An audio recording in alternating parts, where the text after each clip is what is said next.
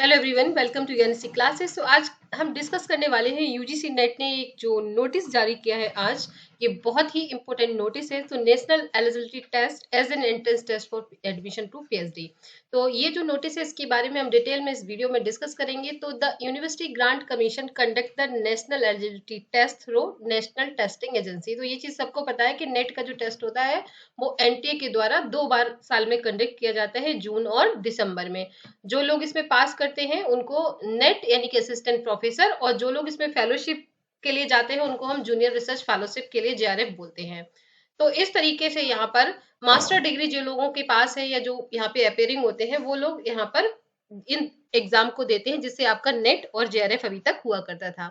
तो इसके अलावा क्या था कि जो अलग अलग यूनिवर्सिटीज हैं conduct their entrance test for admission to their PhD programs require the student to write multiple PhD entrance test. उससे समस्या क्या हो रही थी कि स्टूडेंट को अलग अलग जगहों पे जाके यहाँ पर पीएचडी का फॉर्म फिल करना पड़ता था और एंट्रेंस टेस्ट देना पड़ता था। तो यहाँ पर क्या है कि to help the student with one national entrance test for PhD admission as a part of implementing the National Education Policy 2020, the UGC constitute the expert committee to review the provision of for the National Eligibility Test। तो यहाँ पर based on the expert committee की report जो आई है, इसमें एक meeting हुई थी 13 मार्च को।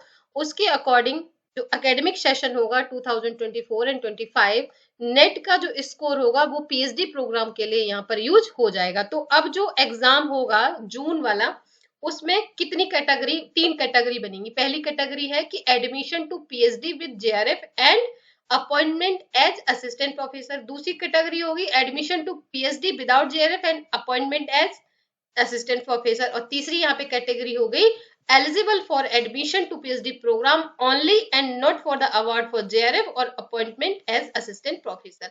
तो अभी तक एक बहुत बड़ा जो कंपटीशन हुआ करता था वो उन बच्चों की वजह से बढ़ जाता था जो बार बार नेट पास करने के बाद जेआरएफ के लिए एग्जाम में बार बार अपियर होते थे। तो वो वाली प्रॉब्लम भी अब सॉल्व होती दिख रही है। और जो बच्चों से बहुत ज्यादा फीस उनको देनी पड़ती थी अलग अलग यूनिवर्सिटीज में, वो भी अब नहीं देनी पड़ेगी। तो इस तरीके से आप देख सकते हैं कि आपकी एक बहुत बड़ा जो इश्यू था वो यहाँ पे सॉल्व होता दिख रहा है। और ये एक बहुत ही अच्छा कदम है यूजीसी का, और ये बहुत ही ज्यादा बेनिफिशियल होने वाला है सभी स्टूडेंट के लिए।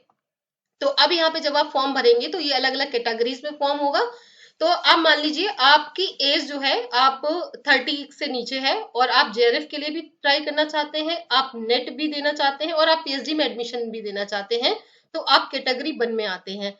अब मान लीजिए कि आपको जेआरएफ नहीं हो सकता है क्योंकि आपकी जो एज है वो ओवर हो चुकी है, तो आपको जेआरएफ नहीं चाहिए, लेकिन आप नेट देना चाहते हैं तो आप यस करेंगे, और आप पीएचडी भी करना चाहते हैं तो यस करेंगे।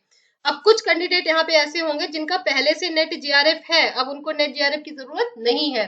तो ऐसे स्टूडेंट सिर्फ और सिर्फ किस पे टिक करेंगे, पीएचडी पे टिक करेंगे। तो इस तरह से गाइज ये बहुत बहुत ही गुड न्यूज है, मैं कहूंगी बहुत बड़ी न्यूज है। और इस बार जो जून में होगा वो कंपटीशन कहीं ना कहीं आपके लिए बहुत कम हो जाएगा, और उन स्टूडेंट के लिए बहुत ज्यादा फायदे की चीज हो जाएगी जो अलग अलग यूनिवर्सिटीज में जाके यहाँ पे पीएचडी में एडमिशन नहीं ले पाते थे जस्ट बिकॉज ऑफ फीस, और वो अलग अलग फॉर्म उन्हें पता भी नहीं चलता था और वो फॉर्म भी फिल नहीं कर पाते थे। तो बहुत सारी चीजें यहाँ पे आपकी सॉल्व हो जाएंगी। तो ये एक बहुत ही अच्छा कदम है एनटीए का।